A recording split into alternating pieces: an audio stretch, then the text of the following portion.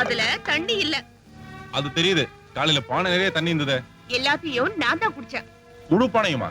உனக்கா ஒரு பெரிய அண்டாவை வாங்கி வைக்கணும் போல இருக்கு. தண்ணி தீர்ந்து போச்சுன்னா சாவட்டை வச்சு புடிச்சு வைக்க வேண்டியதானே?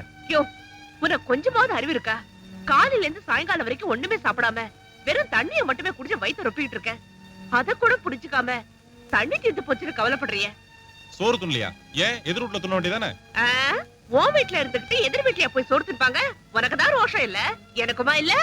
இந்த பாருமா, நம்ம நீ ஆஸ்பத்திரி கூட்டு போன, உசுரை காப்பாத்தின, மருந்து மாத்திரை எல்லாம் வாங்கி கொடுத்த, அது வரைக்கும் தேங்க்ஸ். அதுக்காக நீ வந்து சோத்த வாங்கி கொடு, அத்தை வாங்கி கொடு, இத்த வாங்கி கொடு நம்மள பேஜார் பண்ணாத. நானா சொன்னேன் உன்னை இந்த வீட்டுல வந்து குந்திக்க சொல்லி? சரியா, நான் அதான் வந்தேன். இனிமே நீயா உன் கையால எனக்கு வாங்கி கொடுத்தாதான் நான் சாப்பிடுவேன். இல்ல பசி பட்டி உண்ணாவிரதம் சாகும் வரை. திருட்டு தருமா நீ மாத்திரம் சாப்பிட்டு வந்த, அப்புறம் உன் வயிறு வலிக்கும். ஆமா.